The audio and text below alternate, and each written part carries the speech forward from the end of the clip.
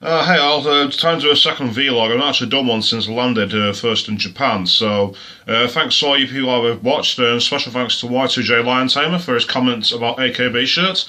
I agree, they are a pain in the arse to find the right size for. Again, I'm quite lucky in the fact that last year my good friend from Florida got me a Yukikawa one at double XL, which is really nice. And the ones they're selling so far over here for the Hello project, their XLs actually fit, but it's a bit Russian roulette for that. Last year when I was here in August, I bought one for the Cool Hello, and it was listed as XL. It's very, very tight. And I remember when I went to America to see Yukikawa in Atlanta 2012, they had their XL. It was, honestly, you can see my shirt here, the sleeve ended there. It was absolutely horrible. It was fun to wear, don't get me wrong, but not something I'll wear in public anymore, that's for sure. Speaking of Yukikawa, that's why I'm here this time. I'm actually going to see her tonight, along with the Possible and Up Up Girls. They're doing a gig at Shinjuku Blades, so I'm looking forward to that. In about an hour, I'm going to go and meet a couple of friends in Akihabara. I'm going to do a few scouting around for a few things, and then just kill some time. I think maybe get a few more beers. Over the last couple of days, I've actually been going to Akihabara Backstage Pass with my friend Nino. I actually really like that place, and if you've never been to Japan and you've not checked it out, it's highly recommended. It's in the same building where the Trio idol anime store is, and also it's got the AKB Culture Zone live stage, so it's not too hard to find. It's like basically, everyone talks about maid cafes and all that. Well, this is a cafe where it's actually an idol group who do that all the thing for you. Needless to say, you get a member's card every time you join. First members. I'm looking away from the camera because I'm fishing in my wallet here. First membership card is this colour. That's the Noob Cannon. I've had this since August last year until last night when I finally upgraded. And as you can see here, if you compare both cards, that's the first one. You can see how it's got my name just normal, and that's about it. Now that I'm more familiar with spending more money, they're actually putting more messages on. So it's like, for instance, up here, it says, Peter arigato, thank you, Peter, and a few more messages from there. My friend Nino, who's quite a high level now, I think he's level 4 or level 5, he's got stupid types of messages from the calls on his, so it shows you can get familiarity if you do go back more than once. It's actually a lot of fun. What's good about it is, as well as being like kind of like these entertainment cafes, the food's pretty good, unlike most places where it's a bit meh. There it's actually decent, especially if you get the spicy curries. That's actually very hot. Well recommended. Also, when you actually order drinks, it's the idols themselves who make the drinks for you. Now, my favourite's Kaori, or Kaltan, as she's known. Quite a few reasons why she's my favourite. One of which is she's actually fluent in English, so it's dead easy to talk to her. But she's also got a character which is not quite idolish in many ways. She's actually almost like an anti-idol. So one time we were watching a stage live, and Kaori wasn't actually performing on stage. She was in the halls serving other customers. And at one point, me and Nino just sat there, just chilling out, and the song had finished, and there was 4 members of the cafe just talking about, I can't remember what it was now. I think it was something to do with maybe strawberries and teddies, or something in idol stuff, you know, the kind of stuff that everyone goes, oh, ain't it cute? Well, Kara comes over and she's like, I wish they all stopped talking about such boring things in English. Like me and Nino pissing our pants. Of course, because there was only like us 3 in the entire cafe who spoke English, no one else could understand what she was saying. So that's part of the reason why I like him anyways. It's almost like, it's good to see someone kind of drop the mask and actually properly show off who they are. So that's one of the major reasons why I like her. She's also incredibly cute. If you go and search online for her, if you put like Kaori plus Backstage Pass in images, she will turn up. She's very nice. But like I say, keep on about this last couple of days. When we've gone, it's been relatively busy in the evening, and what we've done is we've actually gone around between 5 and 6 at night and stayed right until the very end, which is 11 o'clock at night. Costs, well, if you do a stint that long, you're looking at just under 10,000 yen, which is about for 5 hours. That's not that bad, especially compared to a lot of main cafes and that. But of course, there are strategies to be able to reduce the cost, which involve being with a friend and one of you leaving and coming back to the same table so you can reduce the readmission fees. It's all very technical. I just go along with the guy who knows what he's doing. So if you ever want any questions about that kind of thing, seek my friend Nino out and I'm sure he'll be able to help you. But the key thing is that we were there, and what's good about Backstage Pass is that when you sat, there's two areas. There's the dining area and then there's the stage area. Now, the stage area is great for if you want to actually watch the lives, especially if you've got a favourite member who's going to be on multiple times. It's worth going further forward. If you're going there for the first time now and you're not really familiar with everybody and you just want to see the experience overall, going in the dining area is generally easier to get seated. Sometimes you have to wait, but it's not very often. Also, what's really good about it is that you're literally sat at your table. And you can be there and they'll come over and they'll start talking to you, like, you know, just having conversations about everything.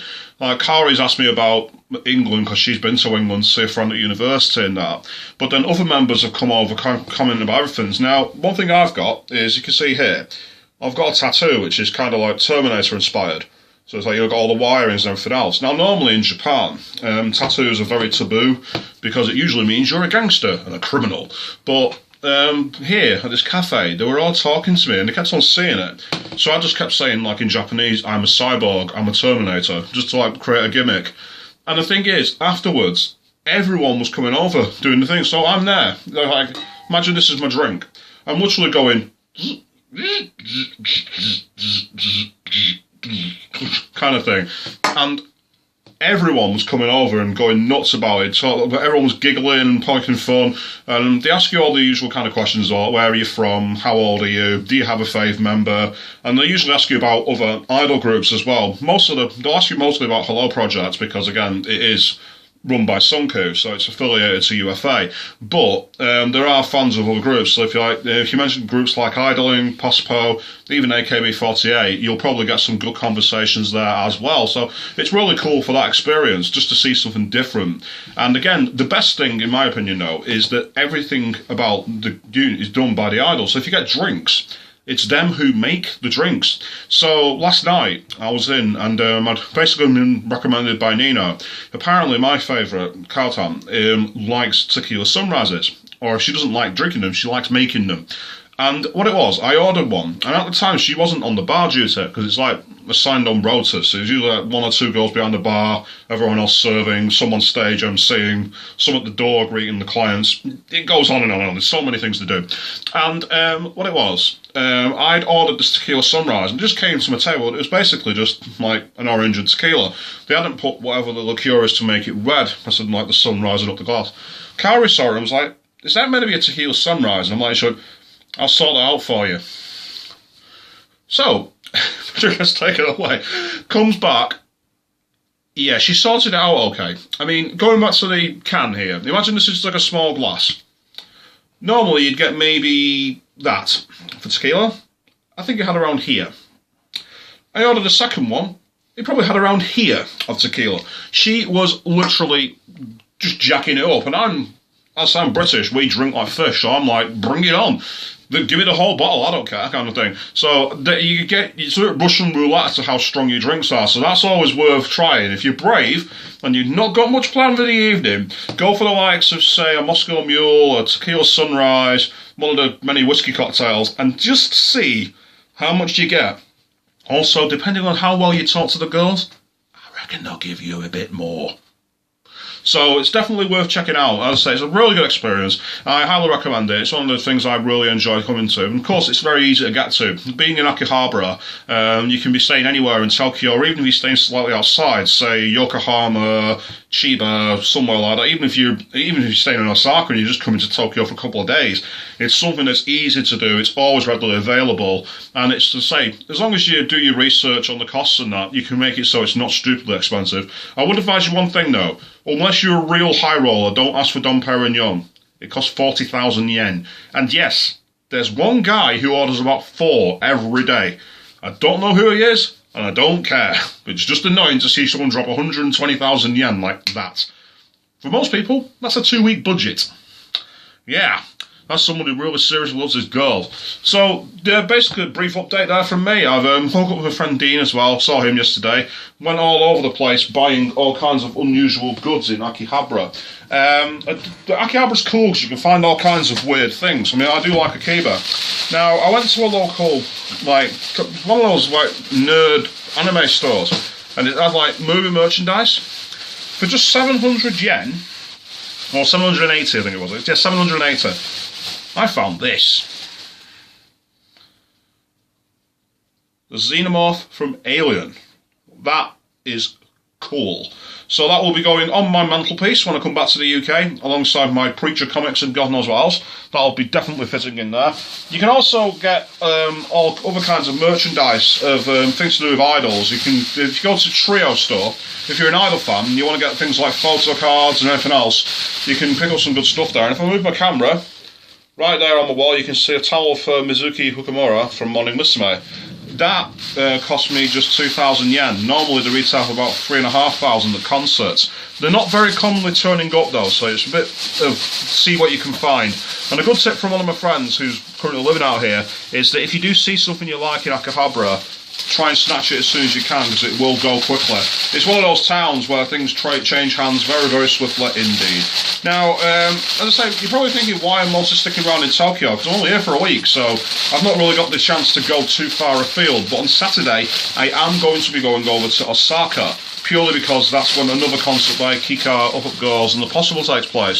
So I will be hopefully taking my tablet down there, do a couple of vlogs on the way there and back on the Shinkansen. That's going to cost me quite a bit of money. But the one thing I will want to say, everyone talks about how expensive Japan is to come to. It's only expensive if you act like a foreigner in a candy store. If you're someone who actually is sensible, you can really get by easily here. Like, for instance, I remember seeing, one of my friends at a meeting today told me apparently there's all these blogs that say if you're going to be eating, you need to have like $20 or something each time. You really don't. I mean, like, $20 is something, if I'm trying to do the maths there, that's about maybe 1,500 to 2,000 yen. If you go to like for like a steakhouse or something like that, you might pay that, yes. But if you go to any of the major areas on the streets, like any of the ramen bars, any of the tempura bars, the tonkatsu bars, places like that, you can get things a hell of a lot cheaper. Yesterday, me and my friend actually went to a tonkatsu restaurant in Akihabara, not too far from a British pub called The Hub, and that was, for the pair of us, about 1,100 yen. And it was like proper big bowls of like tonkatsu, curry chicken, egg, rice, the works, green tea, everything you need. Well, bars-wise, bars can get very expensive because the problem with a lot of bars is, like in America, quite a lot of them have cover charges. Which is so, as I still don't understand why places do that anywhere in the world. Why would you want to charge someone to come in? Surely you want them to spend money, so charging them money to enter your door is going to make them less likely to spend money. I'm guessing the idea is that because you paid to get in, you'll get your money's worth, but not my kind of thing, really. If you do come to Tokyo, though, as I say, The Hub, I've got plenty of bars all across Tokyo. There's one in Akihabara, I believe there's one in Ueno, there's definitely one in Harajuku, I've seen one there as well. They're British-themed, but don't let that put you off. The beers are mostly Japanese. Avoid the ale, though, because the ale's bass. As someone from England, no. Do not drink that stuff. Also, if you go to the Hub, especially the one in Akihabara, between 5 o'clock at night and 7 o'clock at night, it's their happy hour. So you can actually get drinks really, really cheap. I got a gigantic Moscow Mule, like a really nice vodka drink, for about 260 yen. That's about £1.80 in British pounds. You won't get that in a pub in England. So to get that in Tokyo is unbelievable. You just have to do your research. So anyone who is actually looking at coming up to Japan, and you see all these nightmare blogs about how you can get ripped off and everything else, yes, you can. But what you've got to do your research. Go online, check out many of the forums. There's places like Lonely Planet, and there's one called Japan Travel. There's another forum. There's loads of forums like that where people who've either come to Japan and done tours like myself, or people who've come to teach English, people who've been here in the military, all those people who've basically done the rounds and been a lot of places, share their experiences and what they recommend. I'd highly recommend you check those kind of sites out. And also, feel free to ask me. Send me a message here on YouTube, or you can always get in touch with me on Twitter, at @SSWishbone, and I'll happily try and give you some advice as best as I can. And if I don't know it, chances are I'll know someone else who may know. So I can always try and point you in the right direction too. As I say, I do love Japan, and I highly recommend many of you come out here if you can. As for me, I'm now going to go back to Akiba, meet my friend, and then later tonight, off to Shinjuku for some otage. Oh yes, bring it on.